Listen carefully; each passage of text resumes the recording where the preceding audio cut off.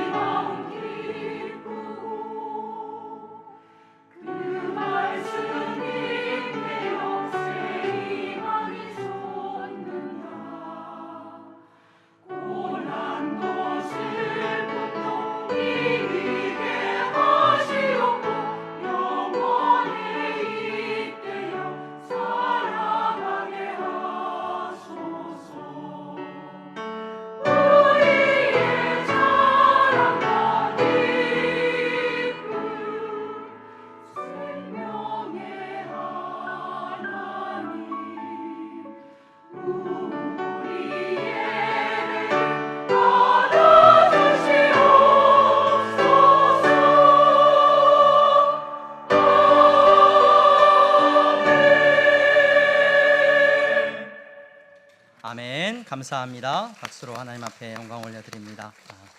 감사합니다. 교회 소식 먼저 전하겠습니다. 오늘 예배에 참석하신 여러분 모두를 주님의 이름으로 환영합니다. 등록을 원하시는 분들은 안내하시는 분들에게 말씀하시면 도와드리도록 하겠습니다. 우리 향동교회 성도님들은 7월, 8월 특별히 무더운 여름에 금요기도에 더욱 열심으로 참여해 주시기를 바랍니다. 모든 중직들은 앞서서 금요기도의 자리에 나와 주시고 그 자리를 지켜주시기를 부탁드립니다. 새가족 모임이 이렇게 진행되고 있습니다. 10시 30분에 1층 105호실에서 잠깐 모임을 갖습니다. 새가족 등록하시고 이렇게 새가족 모임 하지 않으신 분들은 참여하셔서 함께 신앙생활에 도움을 받으시기를 바랍니다. 권사 기도회가 매주 금요일 저녁 진행되고 있고요. 향동교회 전도대가 이렇게 모여지고 있습니다. 교육부서 여름 사역이 진행되고 있습니다. 우리 영아 유치부 성경학교가 진행 중에 있고 또 곧 유년부 초등부 성경학교가 진행됩니다. 위하여서 기도해 주시고 성경학교를 통하여서 우리 아이들이 하나님 앞에서 큰 은혜 받을 수 있기를 위하여서 여러분 함께 참여해 주시면 감사하겠습니다. 이번 주 교회 청소는 삼전도에서 섬기시게 됩니다. 신앙 기초반, 신앙 성장반 신청서 제출해 주시면 우리가 8월부터 이제 교육이 들어가도록 하겠습니다. 준비해서 들어가도록 하겠습니다. 많이들 신청해 주시기를 바랍니다. 차량부 봉사자에 우리 박종국 집사님 이름이 들어가 있는데 박동진 집사님입니다. 주보를 만드는 곳에서 이렇게 누락이 됐습니다. 박동진 집사님에게 문의하시면 도움을 드리도록 하겠습니다. 우리 새가족 지난주에 우리 황현중 성도님 교회에 등록하셨습니다. 믿음 안에서 복되게 신앙생활 하실 수 있기를 바랍니다. 예배 마친 후에 2전도회와 3여전도회 모임이 있습니다. 2여전도회, 3여전도회에 해당되시는 분들은 함께 교제하시고 돌아가시면 좋을 것 같습니다. 우리 옆에 분들 보면서 인사하겠습니다. 잘 나오셨습니다. 성도님은 하나님 나라의 보배십니다. 이렇게 인사해 주십시오. 네. 오늘 예배 자리에 나오신 여러분, 목사는 여러분들의 이름을 다 기억하지 못할지 모르고 여러분들의 상황과 형편을 다 헤아리지 못할지 모릅니다. 하지만 예배 자리에 나오신 여러분들의 모든 상황과 형편과 여러분들의 깊은 것까지 우리 주님은 아시고 기뻐하시고 여러분들의 예배를 받으시는 줄로 믿습니다. 우리 예수님 만나고 돌아가시는 이 귀하고 복된 시간이 되기를 소망합니다. 오늘 로마서 13장 말씀을 읽었습니다. 로마서 13장 우리가 로마서를 쭉 계속해서 살펴오면서 이제 13장 말씀을 읽을 차례가 되었는데 사실 이 본문의 말씀은 설교자로서 건너뛰고 싶은 본문 가운데 하나입니다. 이해하기가 어려워서가 아니라 여러분 이 본문의 내용은 단순합니다. 오늘 우리가 읽은 본문의 내용은 위에 있는 권세에 복종하라. 이것이 아주 단순한 메시지입니다. 하지만 여러분 이 본문의 내용을 오늘을 살아가는 우리의 삶 가운데 그리스도인으로서 살아가는 우리의 삶 가운데 적용하고 이 말씀대로 순종하면서 살아가는 것이 너무나도 힘들고 어려운 말씀이다 보니까 이 말씀은 여러분 조금은 넘어가고 싶은 말씀이기도 합니다. 제 자신이 설득되지 않고 이 말씀 안에서 이 말씀이 무엇을 의미하는지 깊이 이해하는 것이 힘들기 때문에 이 말씀을 어떻게 우리가 이해해야 되고 어떻게 우리가 받아들여야 되는지에 대해서 고민하지 않을 수가 없었습니다. 여러분 때로는 목사도 이 말씀이 힘든데 성도로 살아가는 여러분 일상의 삶 속에서 말씀을 순종하면서 살아가는 것이 결코 쉽지 않은 삶이라는 것을 다시 한번 생각하면서 하나님께서 여러분들에게 힘 주시고 지혜를 주시고 능력을 주시기를 간절히 소망합니다. 주님의 뜻을 쫓아서 살아가기를 원하시는 여러분들에게 하나님께서 큰 은혜 주시기를 바랍니다. 여러분 오늘 이 말씀을 저와 여러분들이 깊이 살펴볼 수 있기를 바랍니다. 이 말씀이 바울이 전하고 있는 이 말씀을 통하여서 하나님께서 내 삶에 원하시는 삶의 모습이 무엇인지를 바르게 분별할 수 있는 은혜가 있기를 바랍니다. 여러분 로마서 12장에 들어서면서 바울은 그러므로라고 권면을 하고 있죠.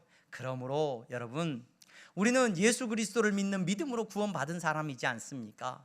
그러므로 세상 가운데서 구별된 삶을 살아야 됩니다. 예배자의 삶을 살아야 됩니다. 여러분 세상과 다른 삶을 사시기 바랍니다. 하나님이 기뻐하신 뜻이 무엇인지를 바르게 분별하면서 저와 여러분들은 살아야 합니다 라고 계속해서 권면했습니다. 그러면서 악에게 지지 말고 선으로 악을 이기시는 여러분들이 되셔야 됩니다. 바울은 권면했습니다. 그리고 오늘의 본문이 시작되고 있습니다. 갑자기 바울은 권세자들에게 복종하는 것이 하나님의 뜻이라고 이야기하고 있습니다. 여러분, 이 본문을 저와 여러분들이 깊이 살펴보기 전에 먼저 저와 여러분들이 오해하면 안 되는 두 가지의 아주 중요한 내용을 먼저 여러분들에게 말씀을 드리고 싶습니다. 첫 번째는 뭐냐면, 이 말씀을 읽으면서 절대로 이 말씀을 내가 세상에서 가진 어떤 힘과 권력을 정당화하는 말씀으로 여러분들이 사용하시면 안 되는 말씀이에요. 내가 이 세상에서 어떤 위치를 가지고 있고 어떤 권세를 가지고 있어서 이 말씀을 함부로 나보다 힘이 없는 자, 나보다 연약한 자에게 이 말씀을 사용해서는 안 된다는 것을 먼저 말씀을 드립니다. 우리가 이 본문의 말씀을 통해서 기억해야 되는 아주 중요한 메시지는 뭐냐면, 나보다 높은 곳에 나의 모든 것을 주관하시는 주권자가 있는데 그분이 누구라는 사실을 기억해야 돼요. 하나님이라는 사실을 기억해야 되는 본문이라는 것을 먼저 여러분들에게 말씀을 드리고자 합니다. 여러분, 역사 속에서 기독교를 자신의 통치와 불합리한 권력의 유지 수단으로 사용하려고 했던 사람들이 얼마나 이 본문을 사랑했는지 우리는 잘 알고 있습니다. 가정 안에서나 교회 안에서나 여러분들이 머물러 있는 어느 곳에서 내가 혹 높은 자라고 한다면, 내가 조금이라도 권세를 가지고 있고 어떤 힘을 가지고 있다고 한다면, 여러분들이 기억해야 되는 것은 오늘 이 말씀을 통해서 권세는 하나님께로부터 나오는 거니까 내가 너보다 높은 게 당연하다, 나를 섬기는 것이 당연하다 함부로 말할 것이 아니라 내 위에 누가 있다는 것을 기억해야 된다고요? 하나님이 계시다는 것을 여러분들이 먼저 기억해야 되는 줄로 믿으시기를 바랍니다. 저는 유대인들의 복장 가운데 아주 마음에 드는 복장이 하나 있습니다. 유대인들, 정통파 유대인들을 여러분들이 만나게 되면은, 종교적인 유대인들을 만나게 되면 그 유대인들의 복장이 있어요. 독특한 복장들이 있는데 뭐 셔츠 안에 이렇게 뭐를 이렇게 입는다거나, 이렇게 술을 이렇게 찌찌트라고 하는 술을 늘어뜨린다거나, 뭐 모자를 쓴다거나 하는 여러 복장들이 있는데, 그 복장들 가운데 제가 제일 마음에 들어하는 복장이 하나 있는데 그건 키파라고 하는 모자입니다. 키파라고 하는 모자. 키파라고 하는 모자가 있는데 그 모자는 뭐냐면 이렇게 빵떡 모자처럼 이렇게 조그맣게 동그랗게 생긴 모자가 있어요. 그래서 유대인들은 항상, 그 종교적인 유대인들은 그 키파를 항상 머리에 쓰고 다닙니다. 머리에 쓰고. 그래서 내가 종교심이 더 뛰어나 그러면 더 진한 색, 까만색으로 이렇게 키파 모자를 딱 쓰고요, 여기다 핀으로 딱 고정해 가지고 다녀요. 그리고 그 위에다 또 모자를 쓰기도 합니다. 여러분, 키파라고 하는 모자를 여러분들이 뭐 쓸 일이 없겠지만 이스라엘에 여행을 가시게 되면 그 사람들이 성지라고 하는 그런 성지 순례를 이렇게 가게 되면은 뭐 통곡의 벽이나 이런 곳을 들어가게 되면 종이로 만들어 놓은 키파가 있어요. 그래서 의무적으로 그걸 쓰고 들어가야 돼요. 그 키파라는 모자를 위에다 딱 얹고 들어가야 되는데, 그 키파의 모자의 의미가 뭐냐? 그 사람들이 그 모자를 쓰는 이유가 뭐냐? 먼저는 하나님 앞에 머리를 가리는 행위예요. 머리를 가리는 행위인데, 그 머리를 가리는 행위를 통해서 그들이 뭘 고백하는 거냐면, 나보다 높은 곳에 누가 계셔요? 하나님이 계시다는 것을 잊지 않기 위해서 그 모자를 써요, 항상. 저는 그 모자가 굉장히 오늘 우리들에게도 의미 있는 모자이겠다라는 생각을 해보게 됩니다. 그리스도 안에서 여러분, 하나님의 자녀 되신 여러분, 저와 여러분들은 날마다 이 세상을 살아가면서 항상 기억해야 되는 것이 있습니다. 나보다 높은 곳에 누가 계시다고요? 하나님이 계시다는 것. 우리는 날마다 하나님 앞에서 살아가는 사람이라는 것을 첫 번째 잊지 않는 저와 여러분들이 되어야 될 줄로 믿습니다. 오늘 우리가 읽은 이 본문에서 우리가 놓치지 말아야 되는 것은 바로 그거예요. 나보다 높은 곳에 누가 계셔요? 하나님이 계시다는 것. 또 두 번째로 저와 여러분들이 이 본문을 살피면서 오해하지 말아야 되는 것은, 이 본문의 말씀은 절대로 부정한 권력과 권세를 합리화시키기 위한 본문이 아니라는 것입니다. 무슨 말입니까? 정의로움 안에서 여러분, 불복종, 우리가 불복종할 수 있는 어떤 권리를, 그래서 교회 다니는 사람은, 신앙인은 절대로 반항하면 안 되고 불복종하면 안 돼라는 그런 어떤 불복종의 권리를 제거해버리기 위한 말씀이 아니라는 것을 저와 여러분들이 먼저 기억해야 돼요. 기독교는 여러분, 저항의 종교입니다. 힌두교는 여러분 이슬람 힌두교는 태어날 때부터 자기 신분이 정해져 있어요. 카스트. 그 카스트를 벗어날 수가 없어요. 절대로 그 신분 제도를 벗어나는 것이 용납되지 않습니다. 불교는 윤회 사상을 가지고 있습니다. 그래서 오늘 이 생에 내 삶의 어떤 이런 모든 것들이 과거의 어떤 것들, 내가 전생에 살았던 삶의 어떤 결과라고 이야기를 하고 받아들입니다. 순응합니다. 그러나 기독교는 여러분 저항의 종교였습니다. 여러분 세상의 부조리함 앞에서 누구보다도 앞서서 목소리를 내던 사람은 그리스도인들이었고 기독교인들이었습니다. 오늘의 삶을 바꾸기 위해서 하나님의 뜻을 내 삶 속에 이루어가기 위해서 그리스도인들은 저항했어요. 이것이 기독교의 역사 속에서 성경을 통해서 우리가 발견하게 되는 기독교의 진리입니다. 여러분 일제시대에 그리스도인들은, 참된 신앙을 가지고 있었던 그리스도인들은 여러분 일제에 저항했죠. 공산주의에 저항했습니다. 독재 정권에 그리스도인들은 앞서서 저항했습니다. 여러분 노예제도가 모든 인류 가운데 있을 때 그리스도인들이 앞서서 이 노예제도를 없앴습니다. 인종차별에 반대에 가장 앞섰던 분들은 목사님들이었다는 것을 우리는 잘 알고 있습니다.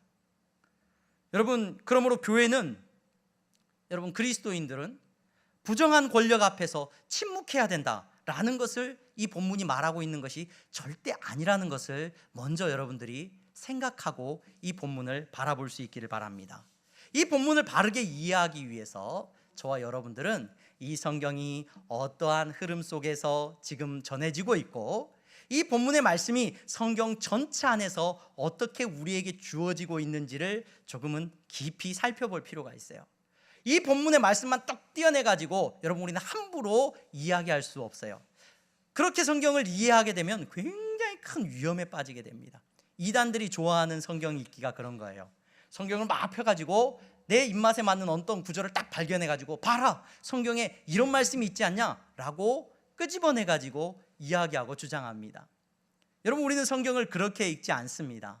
성경을 통하여서 모든 성경 한 권이 전체가 주는 메시지를 바르게 이해하려고 노력해야 되고, 오늘 시간과 공간과 문화 속에서 주어진 특수성과 그 시대를 뛰어넘어서 하나님께서 우리에게 말씀하고 있는 메시지를 분별하여 알 수 있는 지혜가 우리 안에 있기를 소망합니다. 여러분 오늘 본문이 말하고 있는 의미를 저와 여러분들은 깊이 살펴보기를 원하는데, 먼저 이 로마서 13장의 메시지를 받는 로마 교회를 생각해 볼 필요가 있죠. 바울이 지금 로마 교회 성도들에게 이 편지의 길을 적고 있지 않습니까? 이 당시에 로마는 어떤 사회였는가? 이 당시에 로마는 어떤 사회였습니까? 이 당시에 로마는 황제가 다스리는 제정시대라고 알려져 있습니다. 그러니까 황제가 통치하는 시대예요. 황제가 통치하는 시대고 철저한 계급이 있는 사회였습니다. 또 노예와 귀족이 당연시 여겨지던 사회입니다. 로마 인구의 3분의 1은 노예였습니다. 남성 중심의 사회였습니다. 가정 안에서도 남자와 여자의 구별이 확실했습니다. 아이들과 부모의 신분적인 차이도 확실했던 것을 우리는 역사적인 기록을 통해서 잘 알 수 있습니다. 그러한 사회 속에서 지금 로마 교회 성도들은 어떻게 살아가고 있느냐? 어떤 모습이냐? 여러분 로마 교회 성도들은 어떤 모습으로 살아가고 있었을까요? 로마서 16장에 우리가 이제 이렇게 자세히 살펴보지는 못하겠지만 로마서 16장의 내용을 살펴보면 이름이 등장을 해요. 로마 교회 성도들의 이름이 등장을 하는데 약 26명의 로마 교회 성도들의 이름이 등장하는 것을 우리가 볼 수 있게 돼요. 그 로마서 16장을 연구하고 분석한 많은 논문들과 연구 자료들을 살펴보면은 그 26명의 사람들을 막 추적하고 그 사람들이 어떤 사람들인가 찾아보고 조사한 자료들을 보면 26명 가운데 확실한 것이 11명의 사람들은 노예였어요. 11명의 사람들은 노예였던 것이 분명합니다. 다른 사람들에 대해서는 우리가 정확한 자료를 찾아볼 수는 없어요. 뿐만 아니라 16장의 10절 보면은 이렇게 나와요. 그리스도 안에서 인정함을 받은 아벨레에게 문안하라. 아리스토블로의 권속에게 문안하라. 여기서 권속이라는 말이 무슨 말이냐면 권속이라는 말이 노예라는 말이에요. 또 11절 말씀에는 나기수의 가족 중에 주 안에 있는 자들에게 가족 중에 주 안에 있는 자들이라는 이 표현 자체도 노예들이란 말이에요. 거의.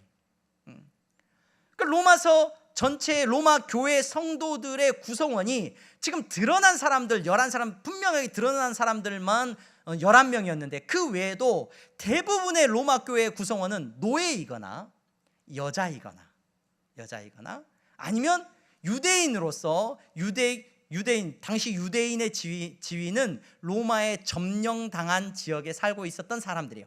그 사람들이 오늘 로마에 와서 살고 있는 몇몇 사람들이 있었고 그 사람들이 로마 교회 안에 구성원을 이루고 있는 거예요. 지금 그들에게 바울이 편지를 적고 있는 거예요. 여러분, 이 사람들에게 어떤 참정권이 있습니까? 아니요, 없어요. 노예들에게는 그 사람들에게 어떤 정치적인 어떤 권리를 갖고 있지도 않습니다. 여인들이라고 해서 여러분 정치적인 어떤 권리를 갖고 있습니까? 제가 어제 설교를 준비하면서 자료를 찾아보니까 여자분들이 투표할 수 있는 권리를 갖게 된 게 영국 같은 경우가 1920년 이후예요. 미국도 마찬가지예요. 1920년 이전에는 여성은 정치에 참여할 권리조차 없었습니다. 우리나라는 당연했던 일을 갖고요. 우리나라 왕을 섬기는 일에 누가 여자가 나가서 섬기는 일이 있겠습니까? 음식 만들고 뭐라 그러죠?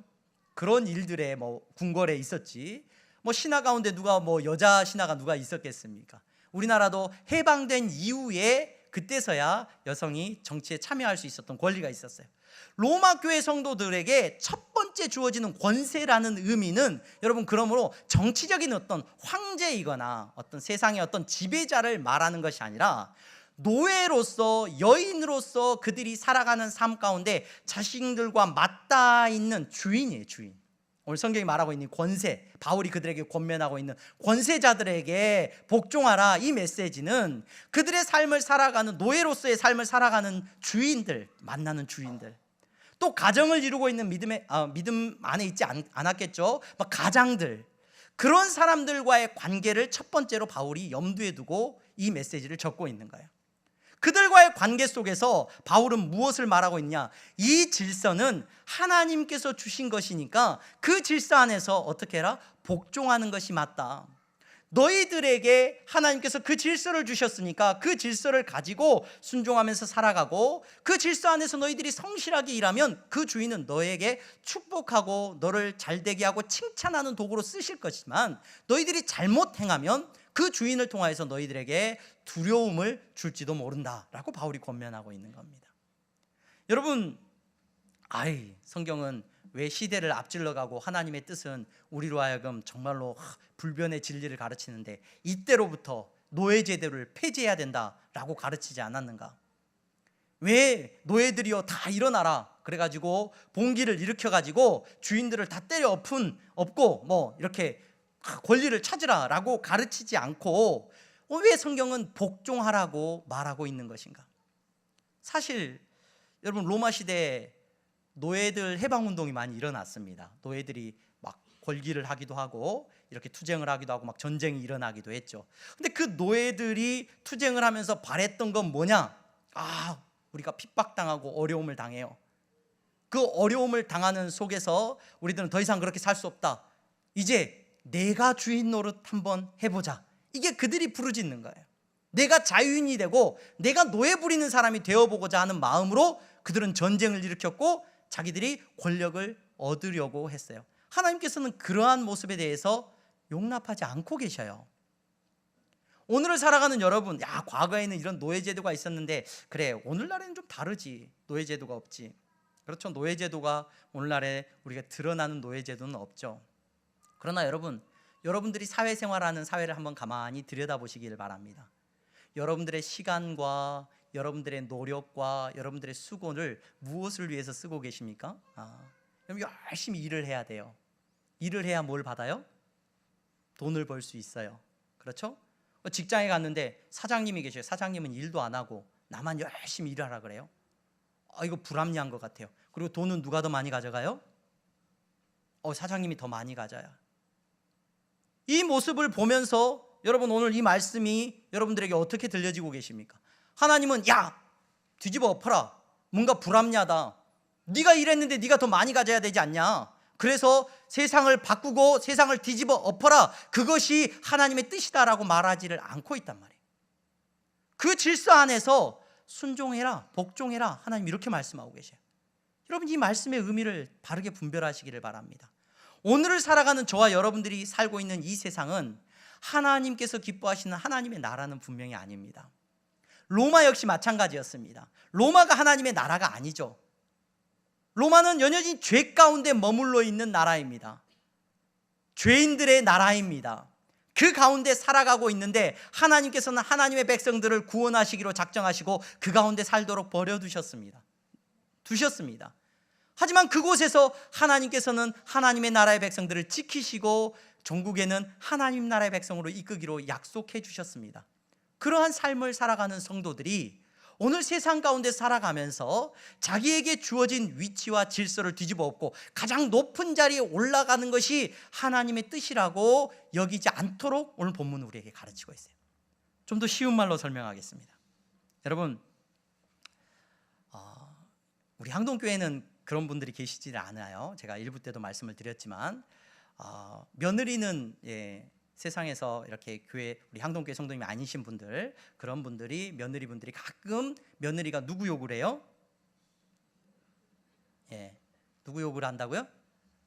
시자가 나와요. 뭐 시어머니 욕을 합니다. 그것이 우리 문화 속에서 그런 일들이 있었어요. 며느리가 시어머니 욕을 해요. 자, 그 며느리가 이제 자녀를 낳고 그 며느리가 이제 자녀가 장성해서 며느리가 뭐가 됐어요? 이제 시어머니가 됐어요. 자, 시어머니 이제 누굴 욕해요? 우리 항동교회는 그런 분 안 계셔요. 제가 한 번도 들은 적이 없어요. 시어머니는 누구를 탓해요? 누구를 막 해요?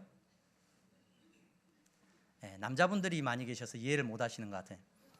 군대에 갔습니다. 쫄따구 때는 누가 나쁜 놈이에요? 고참이 죽일 놈이에요. 얼마나 고참을 욕을 많이 했는지 몰라요? 이제 고참이 됐어요. 이제 누가 나쁜 놈이에요? 쫄따구가 말을 안 들어서 못 살겠는 거예요. 얼마나 힘들게. 제가 목사 안수를 받고 부목사 생활을 오래 했습니다. 부목사 생활을 오래 하면서 주변의 친구 목사님들하고 이야기를 많이 하죠. 그러면서 부목사, 부교육자 생활을 하는데 큰 교회들에 있으면서 부목사님들이 한 교회에 막 30-40명씩 있어요. 그러면 목사님들하고 차도 마시고 밥도 먹으면서 누구 이야기를 많이 할까요? 담임 목사님 이야기를 막. 담임 목사님이 이제 하나님께서 지금 이제 저를 향동교회를 섬기는 담임 목사로 세우셨습니다. 이제 만나지는 못하지만 전화로 담임 목사님들하고 이야기를 많이 합니다. 전화를 합니다. 전화 오는 전화마다 무슨 얘기를 해요? 누구 얘기해요? 부목사 때문에 못 살겠다. 이야기를 많이 합니다. 여러분, 하나님께서는 오늘 본문의 말씀을 통하여서 우리에게 무엇을 말씀하고 있습니까? 너희에게 준 질서 안에서 지금 너가 있는 그 자리에서 여러분 무엇 하라고요? 복종하는 것이 하나님의 뜻이라고 말을 합니다. 하나님의 뜻에 따라서 우리가 권세를 가질 수도 있습니다. 섬기는 자리에 있을 수도 있습니다.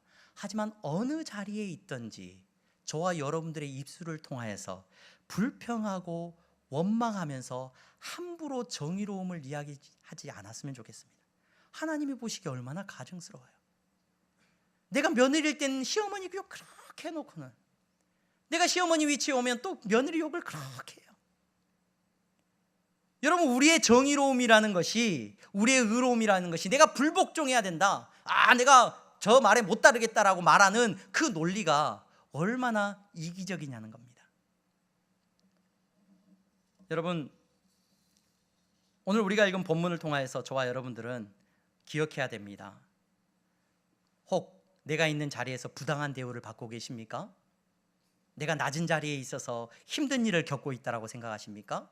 하나님께서 우리에게 주신 메시지는 분명합니다. 선으로 악을 이기시기를 바랍니다.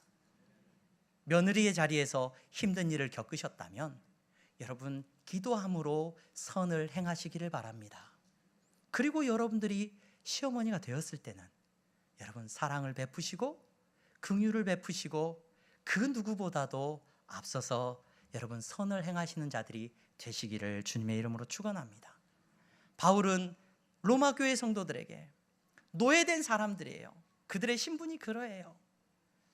그들은 도저히 소망이 없어 보여요. 하지만 하나님께서 그들이 이 땅 가운데서 정말로 뒤집어 엎어가지고 새로운 세상이 돼서 내가 주인으로 한번 살아보겠다, 그런 마음을 갖기를 원하시는 것이 아니라 이 악한 세상에서 하나님을 섬기고 하나님을 따르는 사람으로서 선한 싸움을 싸우라고 권면하고 있는 겁니다. 여러분, 바울은 계속해서 권면합니다. 무엇을 권면하고 있느냐? 세금에 대한 권면을 하고 있어요. 이 세금에 대한 권면을 하는 것을 보아서 로마 교회 성도들 가운데 아마도 이제 유대 땅에서 이 로마로 건너와서 살고 있는, 그래서 속주의 점령당한 지역의 사람이죠. 그 사람들이 왔을 때는 세금을 많이 내야 돼요. 로마에서 살거나 하기 위해서, 장사를 하거나 위해서. 그러한 사람들에게 바울은 또 권면하고 있습니다. 나라에 세금을 내는 것, 조세를 내고 관세를 내는 것에 대해서 내라고 권면하고 있어요. 왜 그렇게 내라고 말을 하고 있을까? 뭔가 불합리하고, 로마 사회가 얼마나 불합리한 사회였는지 잘 모르겠는데, 그거 뭐 불합리하고 그러면은 세금도 잘 안 내는 것이 지혜로운 것인 것 같은데 왜 세금을 내라고 했을까? 나라와의 관계 속에서 그리스도인들은 여러분 어떠한 모습으로 서야 되는가? 오늘 사도 바울이 권면하고 있어요. 내가 보기에 뭐 나라가 나한테 해준 게 뭐가 있어? 나는 그래서 뭐 세금 내기도 싫고 뭐 이렇게 하기도 싫고 봉사하기도 싫은데, 바울이 아주 중요한 메시지를 하나 우리에게 전해주고 있습니다. 그 근거로 무엇을 이야기하고 있냐면, 바울이 우리에게 전하고 있는 메시지는 무엇이냐면요, 우리가 읽은 본문의 5절 말씀에 이렇게 말을 합니다. 그러므로 복종하지 아니할 수 없으니 진노 때문에 할 것이 아니라, 너를 힘들게 하고 안 내면 감옥 간다 이렇게 해서 나라에 복종할 것이 아니라, 혹 복종하든 복종하지 않든 무엇을 따라서 해야 되냐면, 오늘 우리가 읽은 본문의 5절 말씀에 무엇을 따라 하래요? 양심을 따라 하래요. 양심을 따라. 이것이 여러분 그리스도인들이 국가에 대해서 가져야 되는 아주 중요한 자세입니다. 하나님은 우리에게 양심을 따라서 행할 수 있도록 그리스도인들에게 회복된 양심을 주셨어요.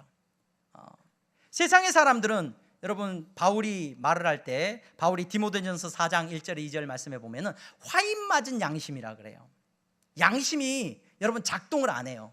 하나님께서 주신 선한 양심이 작동을 안 한다는 거예요. 내 이익과 돈과 내 욕심 때문에 양심을 따라 행동하지 않아요. 그러나 그리스도인들은 마땅히 양심을 따라 행동하는 것이 옳다는 거예요. 그 양심을 따라서 바울이 볼 때 세금을 내는 것이 맞다는 거예요.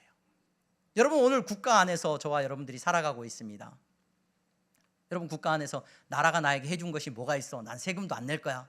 혹 이런 마음을 가지신 분들이 계십니까? 최근에 유럽의 극우적인 정치 세력들이 많이 일어나고 있어요. 근데 그 극우적인 정치 세력들이 주장하고 있는 것 중에 하나가, 굉장히 슬로건으로 걸고 있는, 막 유럽이나 프랑스나 이런 나라들이 굉장히 슬로건으로 걸고 사람들을 선동하는 그 이슈가 되는 게 뭐냐면 난민이에요. 난민을 받아들일 거냐 말 거냐에 대해서 굉장히 자국민을 보호하기 위해서 난민을 더 이상 받으면 안 된다, 막 이런 입장들을 이제 극우파들이 굉장히 자극을 많이 해서 슬로건으로 쓰고 있는 걸 보게 되는데, 여러분 난민이 된 사람들의 모습을 바라볼 때 나라를 갖지 못하는 모습이 어떤 모습인지 우리 깨닫게 됩니다. 어떤 권리도 갖지 못합니다. 장사할 수 있는 권리, 뭐 내가 누릴 수 있는 모든 권리가 보장받지를 못합니다. 오늘 그리스도인은 양심에 따라서 국가에 대해서 마땅한 세금을 내야 된다라고 말하고 있어요. 여러분, 우리는 나라의, 대한민국이라는 나라의 국민으로서 하나님께서 우리를 불러주셨습니다. 하나님께서 주신 양심을 따라서 우리는 국가를 통해서 보호받고 있고, 국가를 통해서 지금까지 살고 있다는 사실을 잊으면 안 돼요. 그게 하나님께서 주신 양심에 비추어 볼 때, 그 양심에 비추어 볼 때 잘못됐다, 옳지 못하다, 그렇다면 그리스도인으로서 우리는 마땅히 옳지 못함에 대해서 이야기해야 되죠. 저 북한 땅에 대해서 우리는 마땅히 옳지 않은 모습이라고 말할 수 있어야 됩니다. 그러나 여러분, 국가에 대해서 우리가 양심을 가지고 바라볼 때, 당시 로마라고 하는 사회는 굉장히 통치력을 뛰어나게 갖고 있었던 사회예요. 그래서 한 10% 정도의 세금을 일반적으로 시민들에게 부과해서, 오늘날의 세금 제도가 이 로마라고 하는 나라로부터 시작이 됩니다. 그래서 로마가 강성한 나라가 될 수 있었던 아주 기본적인 어떤 근간이 되었던 게 이 세금 제도였어요. 건강한 세금 제도를 통해서 로마는 나라가 굉장히 튼튼하게 세워지고, 로마가 이 세금을 걷어가지고 전 지역에 도로를 놓고 하는 일들을 막 했어요. 그 도로를 이용하거나 장사를 하거나 안전을 보장받거나 하는 이런 일들이 로마가 세금을 통해서 했다는 것을 뭐 역사적인 기록을 통해서 이야기하고 있습니다. 로마가 로마가 옳지 않은 모습이 있었겠죠. 하지만 그럼에도 불구하고 그리스도인의 양심을 따라서 세금을 내라라고 바울이 권면하고 있는 거예요. 여러분, 오늘 저와 여러분들도 마찬가지입니다. 오늘 대한민국이라는 나라에서 살아가고 있는 그리스도인들은 누구보다도 정직하게 세금 내는 일에 앞서야 됩니다. 저는 목사 안수를 받고 제가 이제 정식으로 월급을 받기 시작하면서 처음 사역지가 충현교회였어요. 역삼동에 있는 충현교회였는데, 그 충현교회는 오래된 전통을 가지고 있는 교회예요. 그래서 그 교회는 목사님들도 세금을 냈어요. 세금을 벌써 한 20년 되죠. 근데 그 전부터 세금을 냈어요. 딱 목사의 본봉 안에서 세금도 내고 다 이런 것들을 낼 수 있도록 해줬어요. 그래서 이제 그곳에서 이제 제가 사임을 하고 나왔을 때 세금을 알아봤어요. 그랬더니 제 신분이 세금을 낼 수 있는 신분이 아니다, 뭐 그래가지고, 그러니까 그 교회는 다 모든 직원들을, 이제 목사님들조차도 직원으로 고용을 해서 정식적으로 세금을 다 내도록 이렇게 했어요. 그래서 그 이후에 세금을 못 냈는데, 그러다가 이제 종교인 과세가 돼서 저 얼마나 감사했는지 몰라요. 세금을 낼 수 있다는 것이 여러분 감사한 일이죠. 마땅히 정직하게 세금을 내야죠. 여러분, 그게 우리 그리스도인의 양심 아닙니까? 국가에 대한 정직한 마음을 갖는 것이 하나님께서 기뻐하신 뜻이라는 거예요. 여러분, 그리스도인들은 여러분 마땅히 군대에 가는 문제에 있어서도 여러분 하나님이 주신 양심에 비추어 생각해 봐야 돼요. 나라를 지금까지 우리 선배들이, 다른 사람들이 나라를 지키는 일에 앞장서 왔습니다. 내가 그 안에서 평안하게 지냈어요. 그렇다면 마땅히 내가 빚진 자예요. 나에게 의무가 주어졌다면, 여러분 그리스도인이라고 한다면 누구보다도 앞서서 그 군인의 사명을 감당하는 것이 옳습니다. 하나님께서 주신 양심에 비추어 볼 때 그것이 맞다는 겁니다. 여러분, 그리스도인이 가장 앞서서 군대를 피하고 도망가고, 여러분 그리스도인들이 전쟁을 나는 반대한다는 이유로 내게 주어진 어떤 책무에 대해서 회피하는 것이 신앙의 양심에 비추어 볼 때 옳은 일이냐? 절대 그렇게 생각할 수 없습니다. 여러분, 오늘 바울은 그리스도인들에게 권면하고 있습니다. 세상 속에서 살아가면서 여러분, 우리는 하나님께서 주신 질서 안에서 살아가고 있어요. 그 질서 안에서 하나님께서 양심을 주셨는데 그 양심을 따라서 행동하라고 말을 하고 있어요. 그 양심에 비추어 볼 때 세금을 내는 것이 옳다라고 권면하고 있는 거예요. 오늘 저와 여러분들의 모습 가운데 하나님께서 주신 선한 양심의 모습이 있기를 간절히 소망합니다. 누구보다도 세상의 사람들은 이익을 위해서라면, 자기 욕심을 위해서라면 여러분 그 양심 따위는 다 던져버려요. 내가 조금만 이익이 된다면, 나에게 좀 도움이 된다면 양심 따위는 던져버리고 살아가는 세상입니다. 오늘 살아가는 저와 여러분들에게 하나님께서 주신 거룩한 양심이 있기를 주님의 이름으로 축원합니다. 여러분, 라이놀드 니버라고 하는 유명한 신학자가 있죠. 이 신학자는 교회 다니지 않는 사람들도 아주 좋아하는 신학자이기도 하고, 유명한 책이 있습니다. 이분이 쓴 책은 사회학적으로도 굉장히 잘 알려진 책인데, 도덕적 인간과 비도덕적 사회라는 아주 유명한 책을 쓰신 신학자예요. 근데 이 신학자 되시는 이 목사님이시죠. 이 니버 목사님이 평생에 그리스도인으로서 세상 가운데 어떻게 살아야 될 것인가에 대해서 고민하면서 또 책도 많이 쓰셨는데, 그분은 목사님이시면서 그 당시에 1920년대 그 이전의 시대에 이렇게 비참한 노동자들의 현실을 바라보면서 노동운동을 많이 지지하셨던 목사님이십니다. 그리고 인종차별주의자들이었던 KK 단하고 이렇게 대결하고 싸우셨던 분입니다. 또 국가의 폭력에 대해서 굉장히 이렇게 투쟁하고 나치나 이런 것들에 대해서 투쟁할 수 있는 어떤 근거를 마련해 주시기도 하시고 사상적인 많은 이야기들을 해주셨던 분이에요. 근데 그분이 쓴 기도문이 우리에게 널리 알려져 있습니다.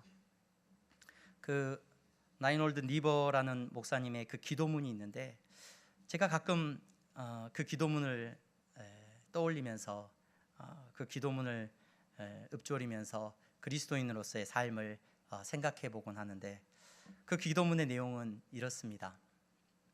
주여, 바꿀 수 없는 것은 받아들이는 평온을, 바꿀 수 있는 것은 바꾸는 용기를, 또한 그 차이를 구별하는 지혜를 주옵소서. 하루하루 살게 하시고 순간순간 누리게 하시며 고통을 평화에 이르는 길로 받아들이게 하옵시고 죄로 물든 세상을 내 원대로 아니라 예수님처럼 있는 그대로 받아들이게 하옵시며 당신의 뜻에 순종할 때 당신께서 모든 것을 바로 세우실 것을 믿게 하셔서 이 땅에서는 사리에 맞는 행복을, 천국에서는 다함이 없는 행복을 영원히 누리게 하옵소서라고 기도합니다. 여러분, 이 기도가 어쩌면 이 시대를 살아가는, 세상 속에서 살아가는 저와 여러분들의 기도가 되는 줄로 압니다. 하나님께서 여러분들의 삶 가운데 큰 은혜를 주시기를 바라고 능히 선으로 악을 이길 수 있는 능력을 주시기를 바랍니다. 기억하십시오, 여러분. 그리스도인들은 권력 투쟁을 하는 사람들이 아닙니다. 내가 원하는 사람이 여당이 되고 내가 원하는 사람이 통치를 하고 그렇지 않은 사람이 여당이 되고 야당이 되어서 내가 뒤집어 엎어서 내가 힘을 가져야 되겠다. 여러분, 그것이 그리스도인의 모습이 아니라, 여러분, 목사로서 여러분들을 위하여 기도하고 나라를 위하여 기도할 때마다 제 기도 제목은 그거밖에 없습니다. 하나님, 이 나라의 그리스도인이 5분의 1이라는데, 교회에 출석하는 사람이 5분의 1이라는데, 내가 기독교인이라고 말하는 사람이 적어도 5분의 1이라는데, 하나님, 그 그리스도인들이 세상에 서 있는 그 자리에서 하나님 정직하게 하시고 신실하게 하여 주시기를 소망합니다. 야, 저 사람은 그리스도인이야? 그런데 정치인이야? 저 사람은 거짓말 안 하겠구나. 저 사람이 그리스도인이야? 저 사람이 그리스도인이고 저 사람이 사업을 하는 사람이야? 저 사람은 정직한 사람이겠구나. 저 사람을 통하여서 하나님의 나라가 이루어져 가는 것을 하나님, 세상이 볼 수 있도록 은혜 내려주시기를 소망합니다. 세상을 뒤집어 엎으려고 여러분, 우리는 몸부림치는 사람들이 아니라 여러분들이 서 있는 그 자리에서, 여러분들에게 허락된 그 자리에서 그 권세를 가지고 하나님 앞에 진실하게 서 있기를 주님의 이름으로 축원합니다. 정의로운 사람들이 되시기를 바랍니다. 여러분들이 서 있는 자리에서 정의로움을 나타내는 사람들이 되시기를 바랍니다. 그러할 때 이 나라, 이 대한민국에 소망이 있을 줄로 믿습니다. 이 나라, 이 대한민국에 그리스도인들이 하나님 앞에 공의로 서 있을 때 하나님께서 여러분들을 통하여서 하나님의 나라의 뜻을 우리 가운데 이루어 주실 줄로 믿습니다. 기도하겠습니다. 거룩하신 하나님, 감사합니다. 오늘도 말씀을 통하여서 하나님의 뜻이 무엇인지를 묵상하게 하시고 분별하게 하시니 감사합니다. 하나님은 권세에 복종하라고 하셨습니다.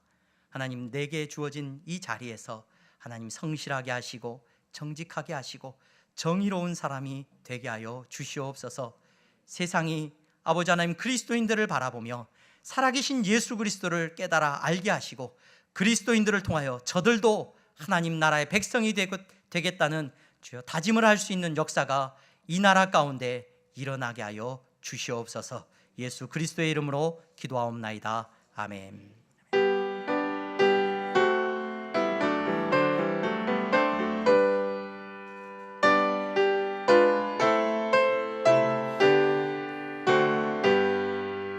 나의 생명 드리니 주여 받아 주셔서 세상 살아갈 동안 찬송하게 하소서. 나의 보화 드리니 주여 받아 주셔서 하늘나라 위하여 주 뜻대로 쓰소서. 아멘.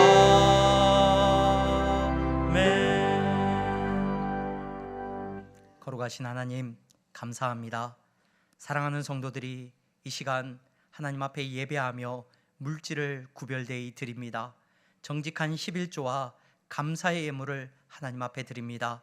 주님, 이 물질을 드림이 저들의 믿음의 고백이 되게 하시니 감사합니다. 세상 가운데서 정말로 믿지 않는 자들과 함께 어울려 살아가면서 그들과의 관계 속에서 하나님 우리에게 일용할 양식을 허락하시니 감사합니다. 우리가 있는 그 자리에서 성실하게 하시고 정직하게 하시고 진실하게 하여 주시기를 소망합니다. 정의롭게 하여 주시기를 소망합니다. 그래야 해서 우리를 만나는 사람들마다, 우리를 보는 사람들마다 저들이 정말로 예수 그리스도를 믿는 사람의 삶이 어떠한 것인지 깨달아 알도록 우리를 사용하여 주시옵소서. 아버지 하나님, 사랑하는 성도들이 가는 자리마다 주님이 함께하여 주시고 동행하여 주셔서 메마르지 않게 하시고 저들이 닿는 손길마다 하나님께서 풍성함의 은혜를 허락하여 주시옵소서. 건축헌금을 드립니다. 장학헌금을 드립니다. 선교의 예물을 드립니다. 하나님의 나라를 위하여 저들이 헌신하며 드리는 예물이오니 주님이 사용하여 주시고 저들이 정직하게 땀 흘려 복음을 위하여 쓰임받기를 원하오니 저들을 강건하게 하여 주시옵소서. 저들의 사업과 저들의 일하는 터전을 하나님 복되게 하여 주시옵소서. 하나님, 주님 앞에 드리고 싶으나 물질적인 어려움 때문에 근심하고 있는 성도 있습니까? 아버지 하나님, 일용할 양식을 위하여 울며 기도하고 있는 성도들이 있습니까? 더 큰 위로와 축복을 허락하여 주시옵소서. 예수 그리스도의 이름으로 기도하옵나이다. 아멘. 우리 다 함께 일어나서 찬양하겠습니다.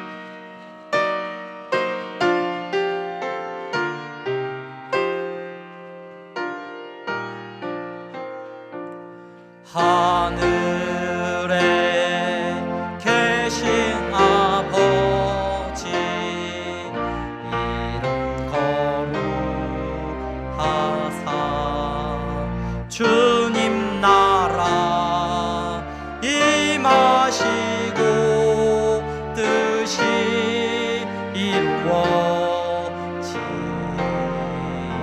이루어지다. 일용할 양식 주시고 우리들의 큰 죄 다 용서하옵시고 또 시험에 들게 마시고 악에서 구원하소서. 대개 주의 나라 주의 권세 주의 영광 영원히